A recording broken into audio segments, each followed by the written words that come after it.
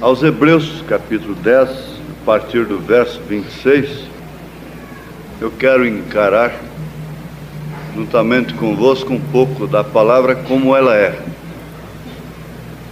Porque se pecarmos voluntariamente, depois de termos recebido o conhecimento da verdade, já não resta mais sacrifício pelos pecados. Então, o que resta? É uma certa expectação horrível de juízo e ardor de fogo que há de devorar os adversários. Quebrantando alguém a lei de Moisés, morre sem misericórdia, só pela palavra de 2 ou 3 testemunhos.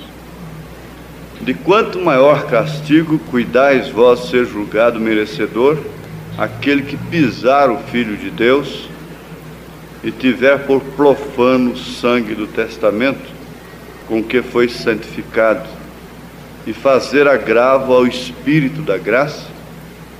Porque bem conhecemos aquele que disse: minha é a vingança, eu darei a recompensa, diz o Senhor. E outra vez, o Senhor julgará o seu povo. Horrenda coisa é cair nas mãos do Deus vivo. Senhor Deus, se o chorar salvasse, quase todo mundo seria salvo, porque dificilmente uma pessoa não chora, não tem instante em sua vida que não chore. E nós não estamos aqui, Senhor, por acaso nesta noite. Nós sabemos que estamos aqui por algum motivo, e o motivo principal é porque o Senhor nos amou e nos trouxe até a tua casa. E isto é uma expressão da graça, da qual não devemos abusar, porque isto seria como que pisar o Filho de Deus. Nós não estamos aqui simplesmente por um rito religioso, um ritualismo, por um espírito religioso. Nós sabemos que esta é uma casa de vida, mas é também uma casa de morte. E daqui é que procede o julgamento, o juízo na casa de Deus, segundo disse São Pedro. Não há outro lugar no mundo onde isso possa operar em tempo das pessoas se arrependerem, a não ser nos lugares que tem dado lugar à mensagem da graça, a mensagem do profeta desta era. Nós te pedimos, com temor e tremor, que tu nos perdoes, que o Senhor me perdoe, e perdoe a cada um aqui. E nós não podemos nos aproximar do Senhor, por mais bonzinhos que estejamos, por mais honrados que sejamos, a não ser através do sangue de Jesus Cristo. Ninguém tem tal condição. Por isso, tenha misericórdia de nós e aceite-nos ante a tua presença, debaixo do sangue de Jesus Cristo, o teu Filho amado. Sabemos que assim, então, acontecerá muitas coisas que precisamos, incluindo a cura divina, a libertação das paixões, o triunfo sobre as paixões, o êxito, o triunfo sobre a morte. Nós te pedimos isto em nome de Jesus Cristo. Amém.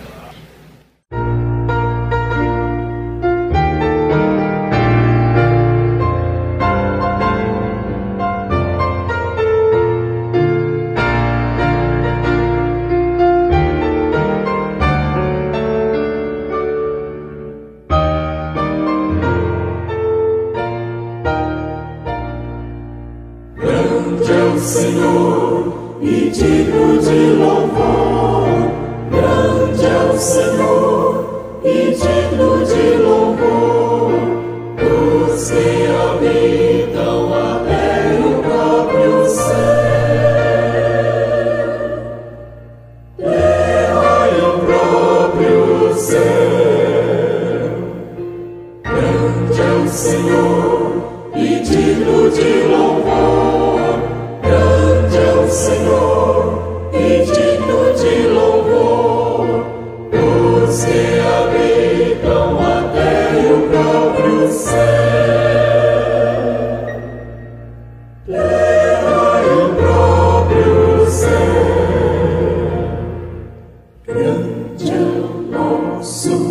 Deus, grande é o seu poder, imensa graça que salva todos que creem em Jesus. Nós louvamos o seu nome, pois converte os pecadores. Nós louvamos o seu nome, santo és tu, Senhor. Nós louvamos o seu nome, pois converte os pecadores. Nós louvamos o seu nome, santo és tu, Senhor.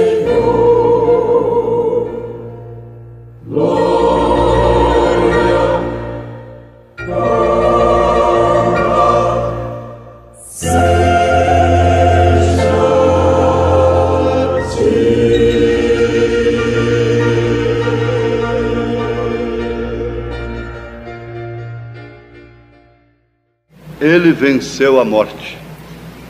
Paulo está dizendo, porque se pecarmos voluntariamente, isto quer dizer propositalmente, depois de termos recebido o conhecimento da verdade, então já não resta mais sacrifício pelos pecados, mas sim uma certa expectação, não é nem mesmo expectativa, mas expectação, desespero, angústia, aflição horrível de juízo e ardor de fogo que há de devorar os adversários.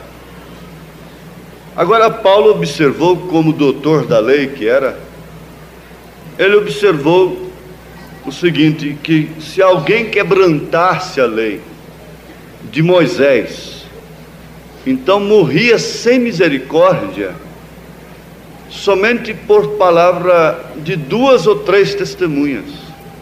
Se uma mulher fosse apanhada em adultério e tivesse 2 ou 3 testemunhas, era o suficiente para que ela fosse então apedrejada, fosse morta. Isto era sem misericórdia, ela deveria ser morta. Agora Paulo disse assim, ampliando, magnificando o Novo Testamento. Você vê que o Novo Testamento não aboliu o Velho. Diz o profeta que o Novo Testamento magnificou o Velho Testamento.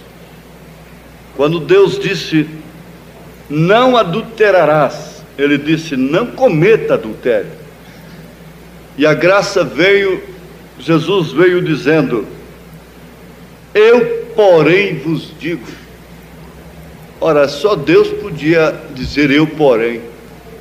Era o mesmo Deus lá do Sinai que estava falando ali. Eu, porém, vos digo, que se um homem pôr os olhos numa mulher para cobiçá-la, já adulterou com ela em seu coração. Então você vê que ficou mais difícil, mais estreito. É o que Paulo está dizendo. Se quebrantasse a lei, morria, somente pela palavra de 2 ou 3 testemunhas. Agora, quanto maior castigo cuidais vós ser julgado merecedor, aquele que pisar o Filho de Deus e tiver por profano o sangue do testamento, com que foi santificado, e fizer agravo ao Espírito da graça. Agora você pergunta, como é que pisa o Filho de Deus? Como é que faz profano o sangue do testamento? É pecando voluntariamente. Isso faz agravo ao Espírito da graça. Então isto significa morte. A porta ficou, parece que mais estreita, mais fechada. O caminho ficou mais espinhoso no Novo Testamento. Porque bem conhecemos aquele que disse, minha é a vingança, eu darei a recompensa, diz o Senhor. E outra vez, o Senhor julgará o seu povo. Horrenda coisa é cair nas mãos do Deus vivo. Eu quero paciência sobre isto, mesmo dos visitantes, hein? Ainda em Hebreus, na carta aos Hebreus, capítulo 6, porque é impossível, veja, porque é impossível que os que já uma vez foram iluminados e provaram do dom celestial e se fizeram participantes do Espírito Santo e provaram a boa palavra de Deus e as virtudes do século futuro e recaíram, sejam outra vez renovados para arrependimento. É impossível, pois assim quanto a eles, de novo crucificam o Filho de Deus e o expõem ao vitupério, porque a terra quem bebe a chuva, que muitas vezes cai sobre ela e produz erva proveitosa para aqueles por quem é lavrada, recebe a bênção de Deus. Mas a que produz espinhos e abrolhos é reprovada, e perto está a maldição, o seu fim é ser queimado. Mas de vós, ó amados, esperamos coisas melhores, e coisas que acompanham a salvação, ainda que assim falamos. Agora, o irmão Brana, quando ele estava conhecendo de princípio as reuniões pentecostais, ele foi numa determinada reunião onde estava operando dons espirituais. E lá haviam 2 homens sendo usados em línguas estranhas e profecia. Então ele achou aquilo muito interessante. Ele gostou daquilo porque antes ele era batista e na Batista nunca tinha visto aquilo. E ele procurou conversar com um daqueles que profetizava e interpretava e revelava às pessoas, etc. Ele disse: pelo dom que Deus me deu de discernir as vidas das pessoas, eu pude ver que aquele era um autêntico cristão, ele era um verdadeiro cristão. Mas o outro, quando eu conversei com ele, ele fazia as mesmas coisas, ele profetizava, ele interpretava, ele era muito usado no dom espiritual. Mas quando eu conversei com ele, me veio a sua vida, e eu vi que ele era um hipócrita. Ele era casado e estava vivendo com outra mulher e já tinha 2 filhos com ela. Então o profeta pôs as mãos na cabeça e ficou todo confuso, porque ele voltava lá e via os 2 operando as mesmas coisas boas, as mesmas maravilhas, os mesmos dons. E o que fazer?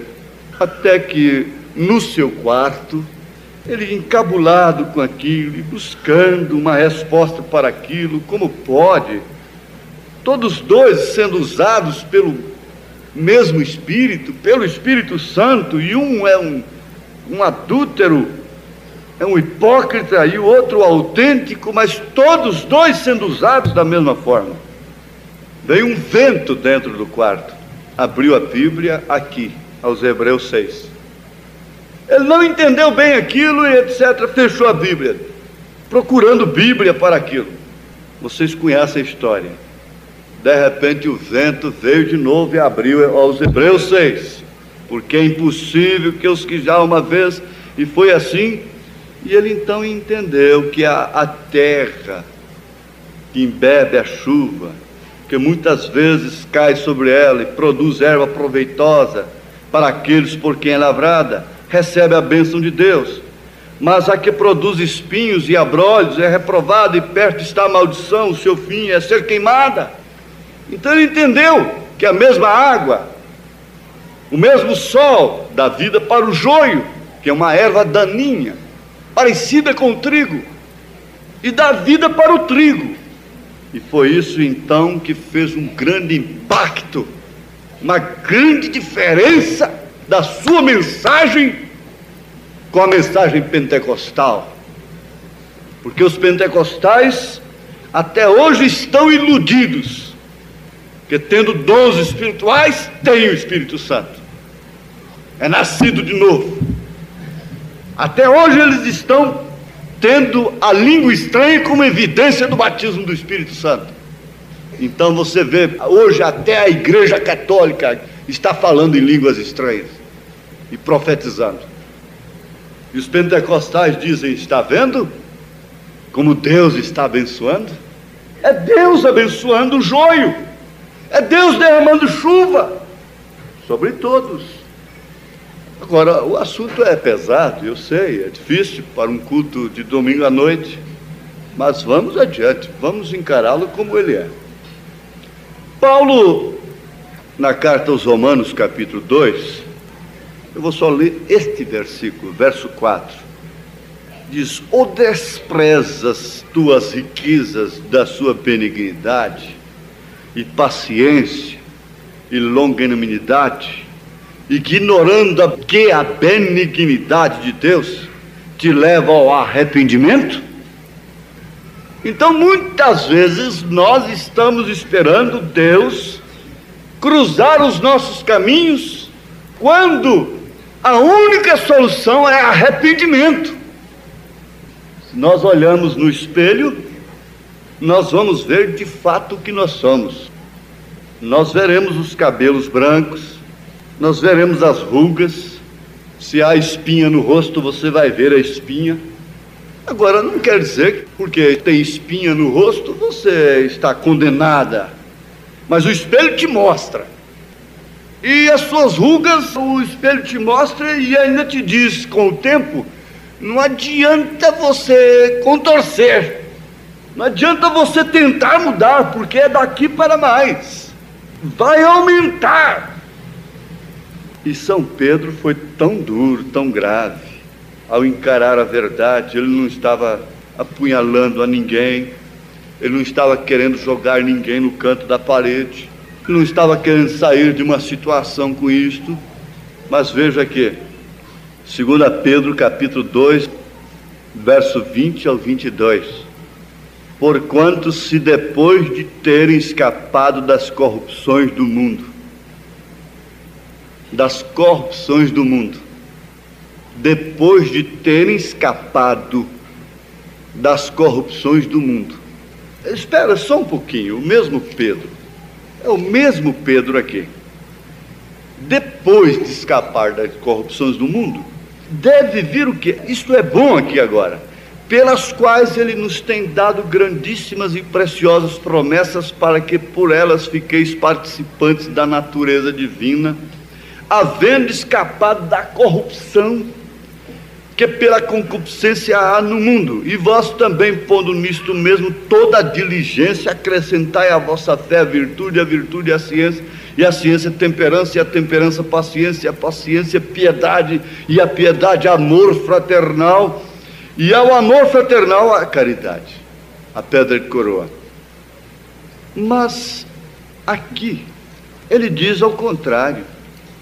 Ele está dizendo no capítulo 2, verso 20: porquanto, se depois de ter escapado das corrupções do mundo, voltando aqui, ao invés de crescerem na estatura do varão perfeito, então, depois de ter escapado das corrupções do mundo, pelo conhecimento do Senhor e Salvador Jesus Cristo, forem outra vez envolvidos nelas com corrupções e vencidos, tornou-se-lhes o último estado pior do que o primeiro.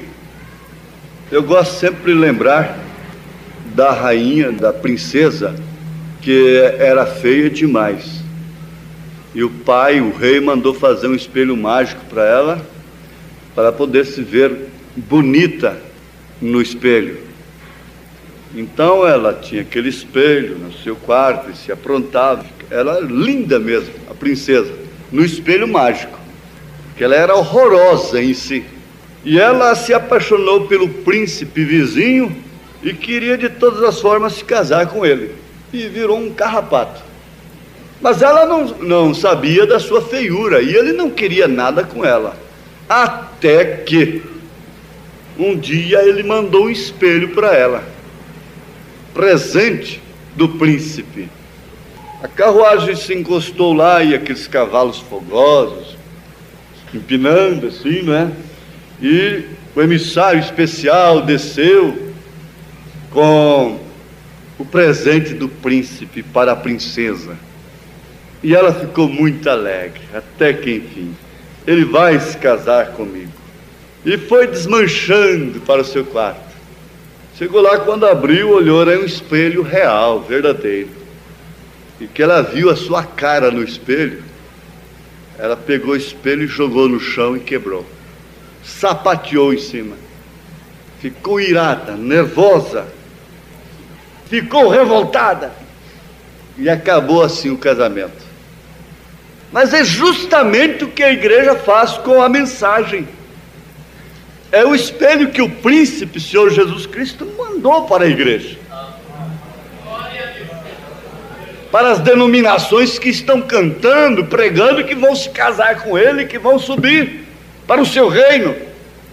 Mas quando chegou a mensagem que prepara, que mostra, então pisa na mensagem, pisa no Filho de Deus, pisa na graça, pisa no sangue.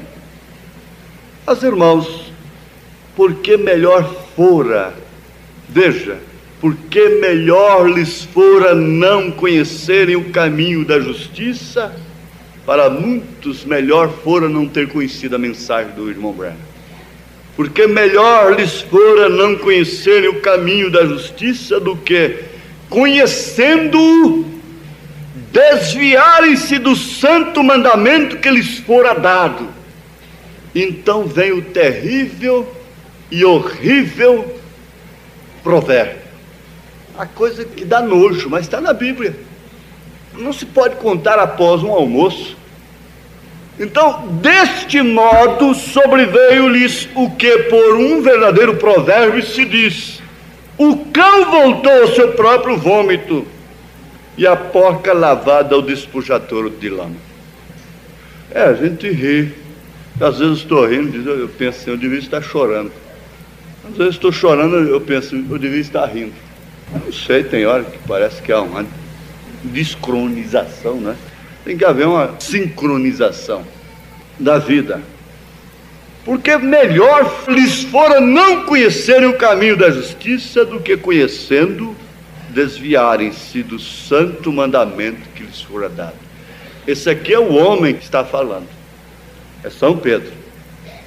Ele disse: eu não tenho ouro nem prata, mas o que eu tenho, isso eu te dou. Pedro nunca foi em Roma. Quem foi lá foi São Paulo, né? Mas, irmãos, tudo isto significa morte. O suicida sabe. O suicida fatal sabe o que significa puxar o gatilho de um 38 no ouvido. O suicida fatal sabe o que significa subir no edifício e saltar do 10º andar, do 20º andar. Ele sabe perfeitamente o que significa aquilo. Ele sabe que é morte. Parece que se nós parássemos aqui e fôssemos embora, nós levaríamos uma atmosfera muito pesada para casa, não? Então vamos ver um outro tópico agora. Tudo isto significa morte. Triunfo sobre a morte, então agora.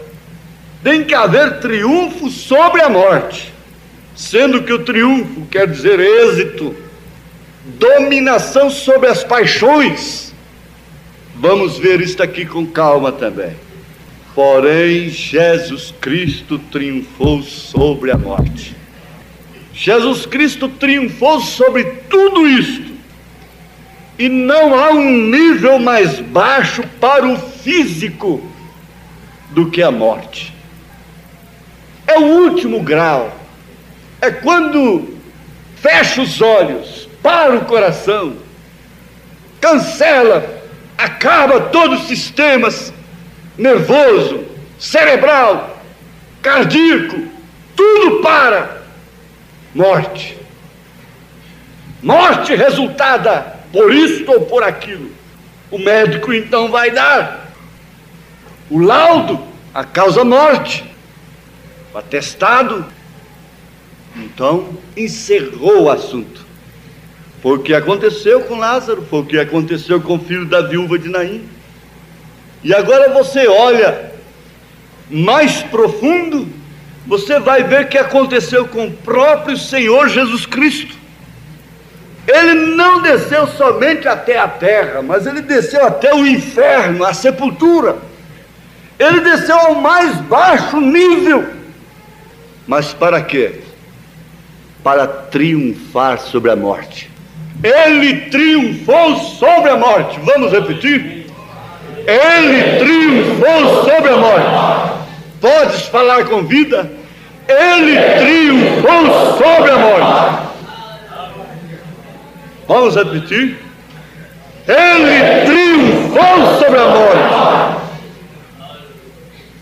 Ela está escutando. Você sabe o que ela está escutando? Ela está ouvindo. Vamos repeti-lo? Ele triunfou sobre a morte. E a morte pareceu a vitória final do diabo. Eu creio que Satanás fez um baile de luz negra. Eu creio que Satanás fez festa no inferno. E os sacerdotes se descansaram. O sumo sacerdote descansou. Triunfamos. Paramos com o homem que estava nos perturbando. Estamos livres dele porque ele morreu. Tudo estava agora, parece que consumado, concluído. Deste estamos livres. Mas de repente eles ouviram um grito, uma mulher gritando no meio da rua como uma louca.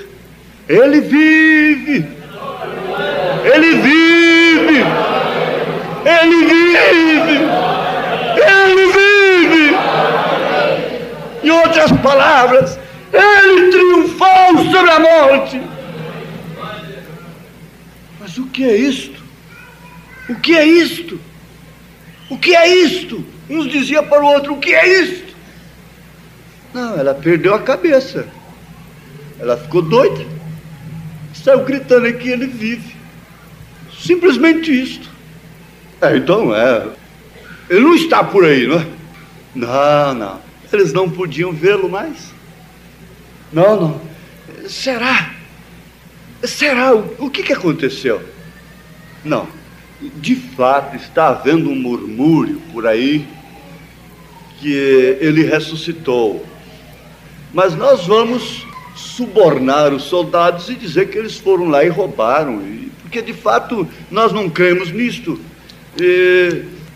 Bom, a resposta é essa. Não tem nada, não. O homem não apareceu mais, não. É tonteria mesmo. É tonteria. Acabou. Não apareceu mais. Não apareceu mais. O quê? Não apareceu mais? Não. Então está bem.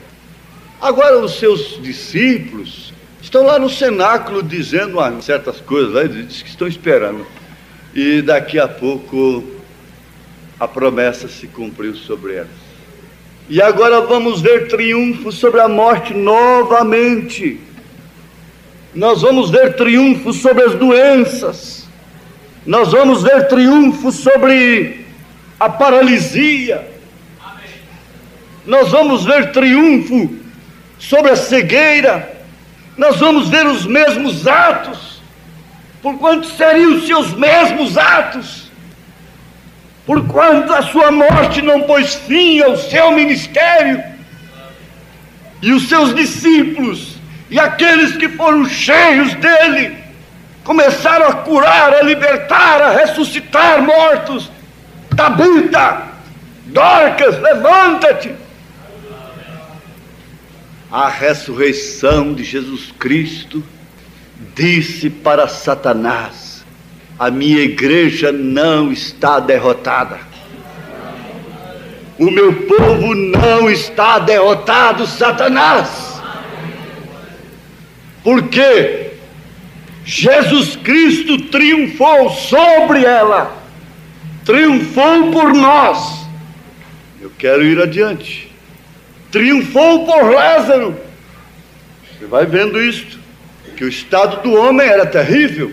Diz o irmão Branham que seu nariz já estava caindo. 4 dias dentro de um sepulcro. Agora, eu fiquei pensando assim, isto me veio na oração da manhã, e quando o irmão leu com a igreja o Salmo 40, vi Davi dizendo: esperei com paciência no Senhor, e ele se inclinou para mim, e ouviu o meu clamor, tirou-me de um lago horrível, de um charco de lodo, pôs os meus pés sobre uma rocha, firmou os meus passos. Mas eu pensei, Davi estava dizendo: tirou-me de um charco de lodo. Eu fui olhar isto. Foi antes dele ser ungido ou foi depois dele ser ungido que ele caiu no charco de lodo? Ele está se referindo isso àquele tempo que ele tinha aquela vidazinha humilde, lá no campo, pastoreando ovelhas, quietinho, sem conhecer mulheres, sem conhecer filha de Saul, sem conhecer tantas virgens, sem conhecer Abigail, sem conhecer Betseba. Foi nesse tempo que ele estava no charco de lodo. E ali Samuel veio e despejou azeite sobre a sua cabeça. É porque eu disse, se nós saíssemos daqui naquele tópico primeiro, nós poderíamos sair um tanto derrotados até. Prestem atenção. Surge essa pergunta, não para que você vá pisar no sangue do Filho de Deus. O irmão Branham disse: um dia ele pôde me salvar, me tirar da lama do pecado e me levantar. Ele também pode hoje me perdoar, ele pode hoje me sustentar. Então essa pergunta veio pelo Espírito, eu creio seguramente, eu creio com certeza absoluta sobre isto. Foi antes de ser ungido ou depois de ungido? Foi antes ou depois? Foi depois. Ele só poderia conhecer e reconhecer o charco de lodo justamente através da unção, do conhecimento que ele tinha. Porque se você pega uma pessoa que não tem conhecimento da verdade, que está no pecado, ela diz que tudo está certo. Ela não sente, não pressente, ela não pode se acusar. Mas aqui está. Isaías, diz o irmão Branham, e a Bíblia mostra, ele já era um profeta quando ele gritou que ia perecendo. Ai de mim que vou perecendo! O que significava a iniquidade que estava nos seus lábios? Morte! O filho pródigo. O filho pródigo já era filho quando saiu de casa. Não desanimes quando alguém vem aqui, reconcilia e torna a voltar para o mundo. Não desanimes. Não desanimes. Ainda não é tudo. Reconciliou, mas a Bíblia diz que não tem mais remédio para ele. Eu não tenho coragem de dizer. A Bíblia fala de uma maneira generalizada, mas a Bíblia não diz assim: não há mais solução para fulano de tal, não há mais solução para ciclano de tal. A Bíblia não diz: não há mais solução para Jones, como diz o irmão Branham, sempre usou. Não há mais solução para Miguel, para Zacarias, citando nomes das pessoas. Não, a Bíblia não diz assim. Preste bem atenção, eu quero ir até aí. O filho pródigo já era filho quando saiu de casa, ele era filho. Eu quero ver como opera isto, de que forma pode operar isto. Só Deus pode deter, só Deus pode segurar, só Deus pode fazer. Só Deus pode controlar? Só Ele, porque Ele é o único poder controlador de todo o sistema humano nesta hora, de todos os sistemas, de todos os sentidos. Ele sabe nesta hora como Satanás está furioso. Ele sabe nesta hora que a morte está contorcendo. Você sabe de uma coisa? A filiação é como a raiz do babaçu.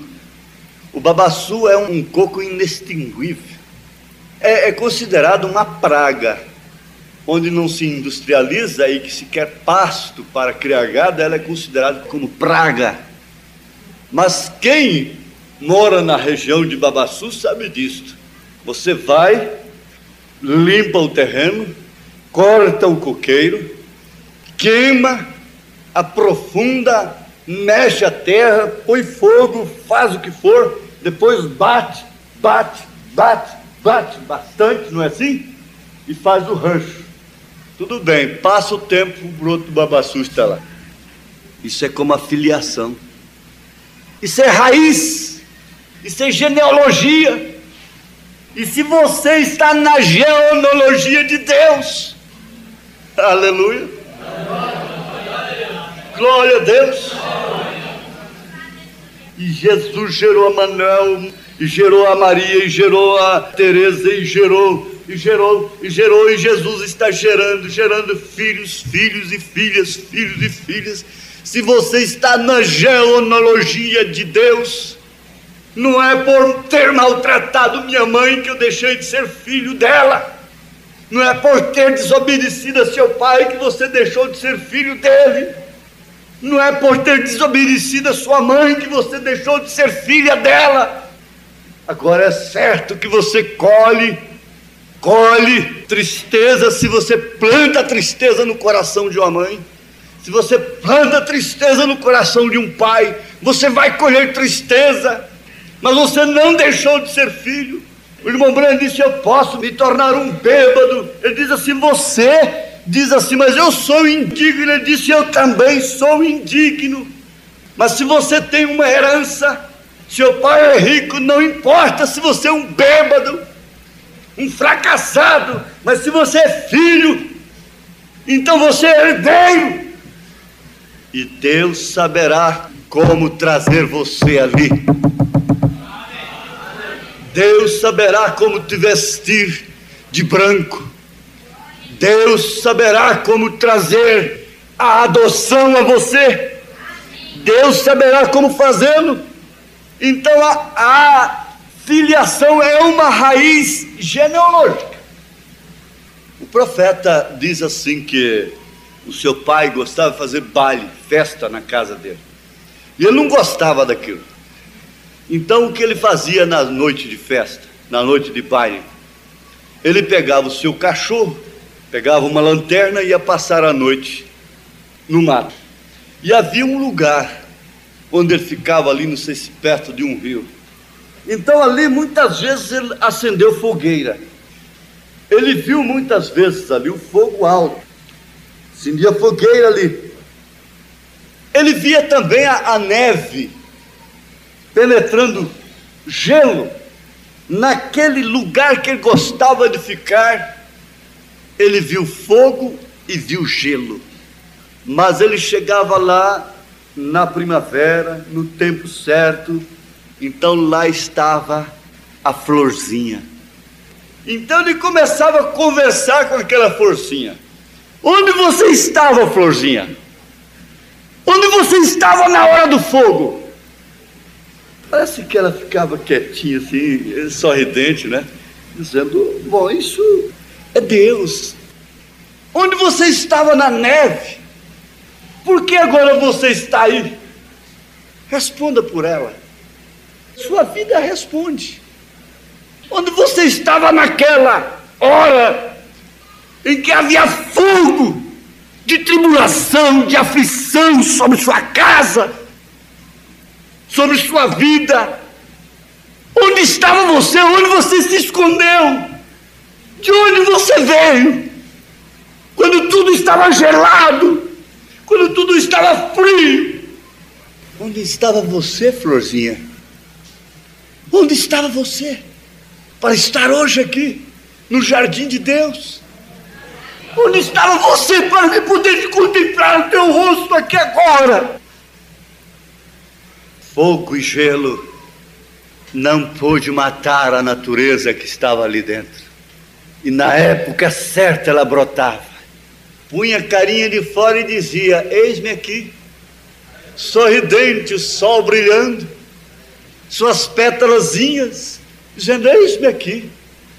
Estou aqui de volta. Eu me fui, eu me escondi. Parece que houve uma morte, mas não estou morto.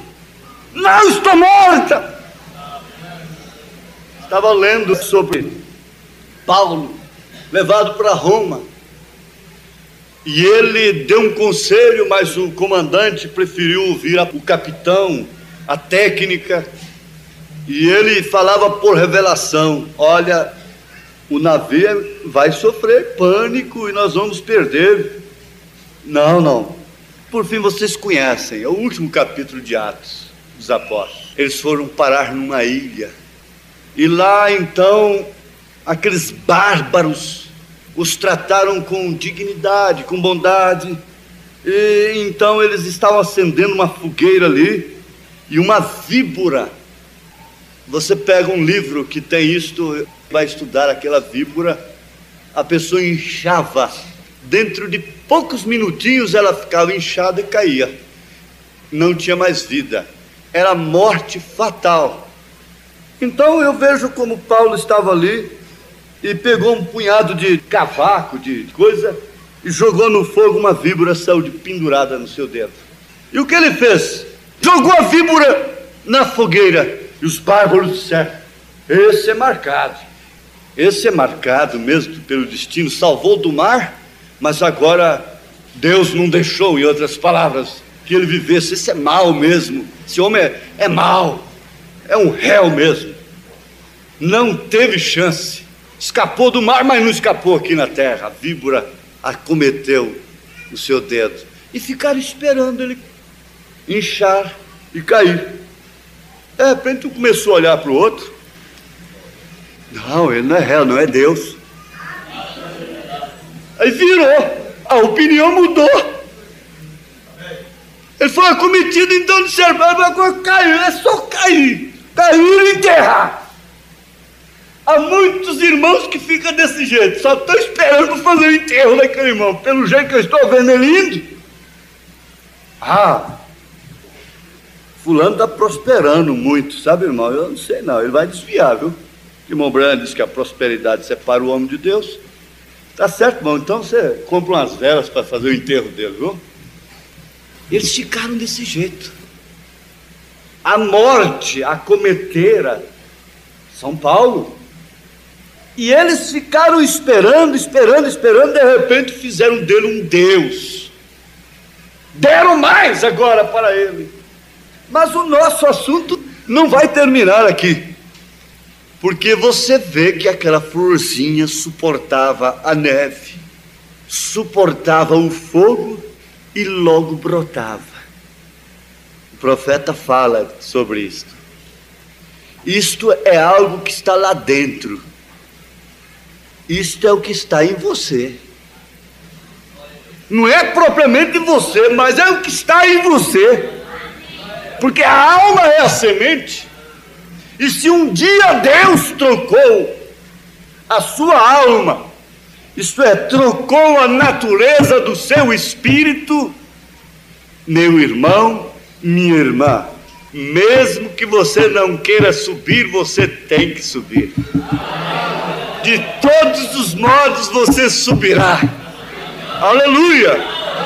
Sabe por quê? Jesus disse aqui, as minhas ovelhas ouvem a minha voz, e eu conheço-as, e elas me seguem, e dou-lhes a vida eterna, e nunca hão de perecer, e ninguém as arrebatará da minha mão.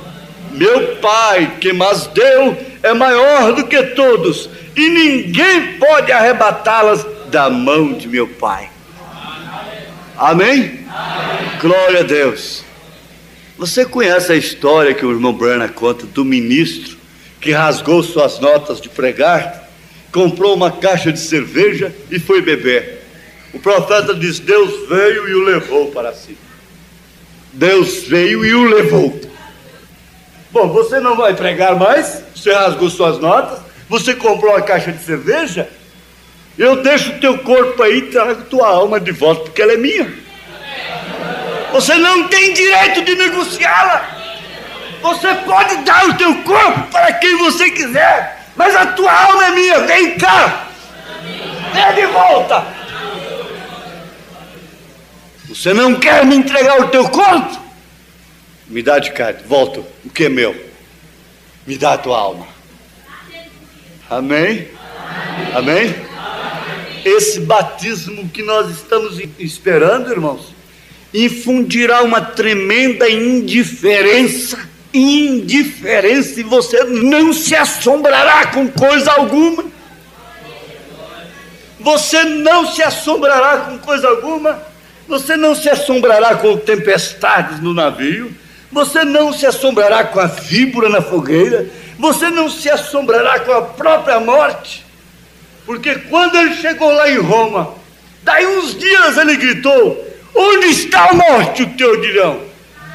O aguilhão da morte foi quebrado, porque isto é como o ferrão da abelha, que só pode ferroar uma vez. Ela deixa o ferrão ali, ela sai sem ferrão. Você não precisa ter medo de uma abelha que já ferroou, porque ela está sem ferrão. A morte está sem o ferrão. Aleluias! Ela já me ferrou. Não tenho medo dela mais. Jesus Cristo foi ferrado, quebrou o seu aguilhão. Aguilhão da morte é o pecado. E graças a Deus que nos dá vitória por nosso Senhor Jesus Cristo. Tragada foi a morte em sua vitória. A morte já se apossava de mim. O outro veio e disse: ele venceu a morte. Agora, venceu por quem? Por ele mesmo. Ele não tinha necessidade de vir aqui, se fazer homem e morrer por si mesmo. Ele venceu por mim.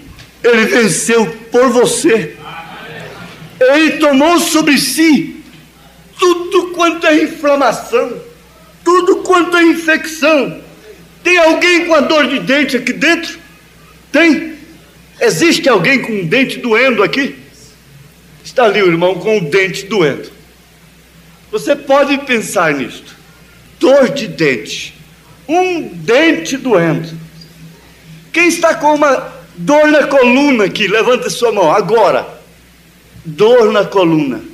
Quem está com dor de cabeça aqui? Levanta sua mão. Dor de cabeça. Dor nas amígdalas, na garganta. Levante sua mão. Dor nas amígdalas. Quem tem dor nos ossos, nas pernas, levante suas mãos. Olha, quem tem dor de ouvido aqui, tem dor de ouvido? Doendo o seu ouvido. Vejam, quem tem dor nos olhos, na vista, tem? Tem dor na vista. Você tem dor na mão? Tem alguém com a mão doendo? Está doendo a mão. Tem dor no fígado? Está aí, dor no fígado. Há dor nos rins aqui? Está aí a dor. Tem dor no útero? Órgãos internos? A dor. Escuta, você tem essa dor. E ele estava com essas dores todas sobre ele. Ele estava com dor de dente, dor de ouvido, dor nos olhos, dor na cabeça, dor no fígado, dor no estômago, dor na vesícula, dor nos rins, dor nos ossos, dor na coluna, dor cruciante. Todas estas dores ele tomou sobre si. Ele levou sobre si. Você sofre uma de cada vez. Ele sofreu de toda a humanidade. Tudo quanto é dor. O seu corpo ficou dolorido. A morte é descanso. E o poeta chegou a dizer: venha, ó doce morte, venha. Aí ele passou a chamá-la de doce. venha-me a sobremesa logo. Sabendo que o coração é a morada da morte, mas é também o coração a morada da vida. E a morte não pode de maneira alguma vencer a vida, porque é quando a morte triunfa, ela se vê vencida. Porque aí é quando justamente a vida triunfou, a vida eterna triunfou. E que decepção para a morte, que decepção para o diabo, quando ele consegue tudo com a mulher, depois de conseguir tudo com o homem, perder aquele homem. Dizer, parece que Jesus disse assim: o que adiantou, Satanás? O diabo, o que adiantou você fazer isso com ela? O que adiantou? Ele aqui comigo. O que adiantou? Ele aqui banhando os meus pés. Ele aqui enxugando os meus pés com os seus cabelos. Ele aqui, na verdade ela esteve nas tuas mãos por aí, mas agora ela é minha. Ela é todinha minha.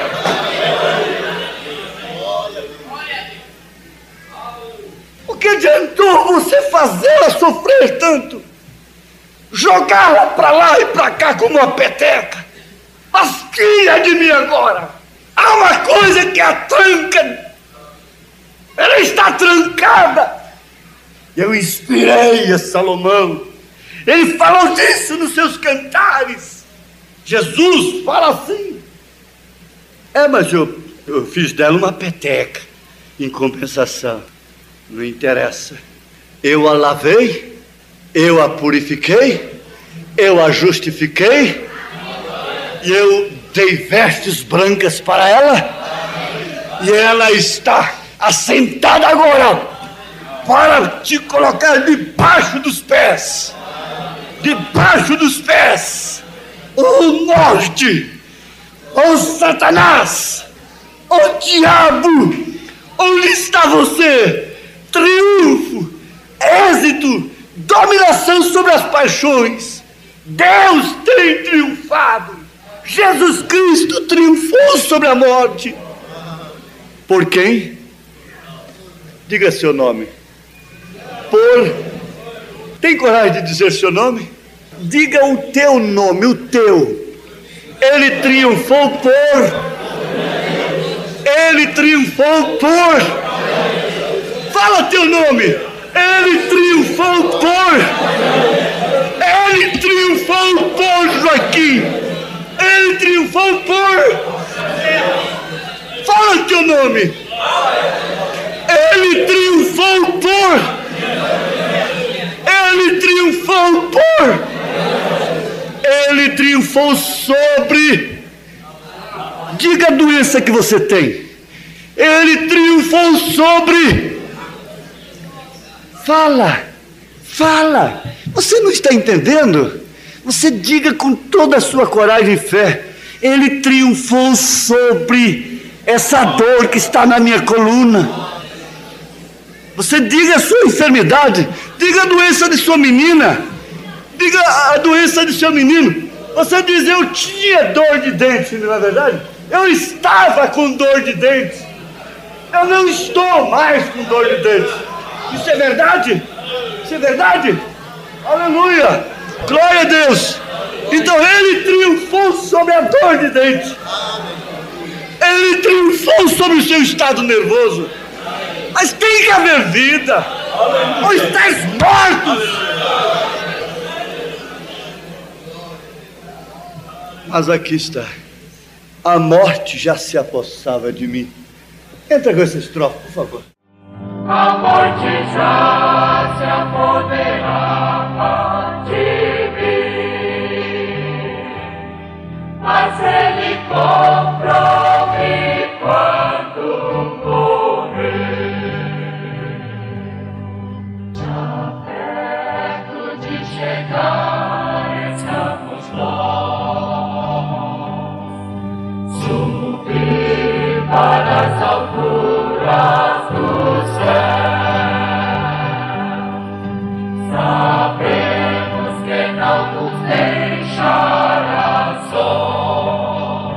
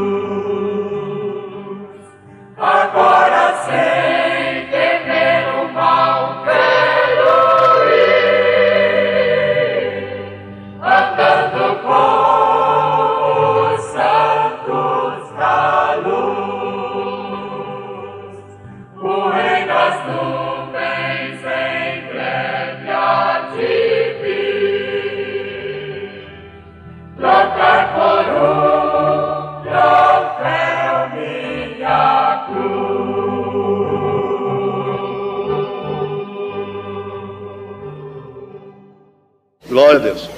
Glória a Deus. Porque Ele vive. Vamos ficar de pé? Glória a Deus. E agora, Deus, dá que cada irmã e cada irmão possa levar a bênção deste culto na sua vida, no seu coração, hoje e todo sempre.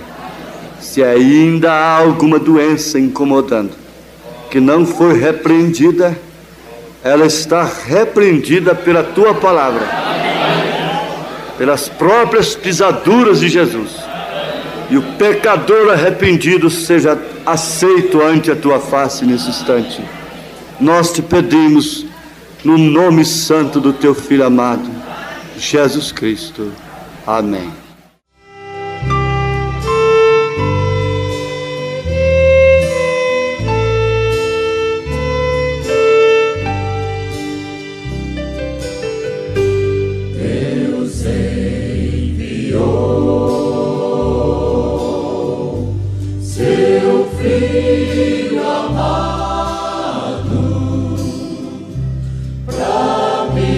Salvar.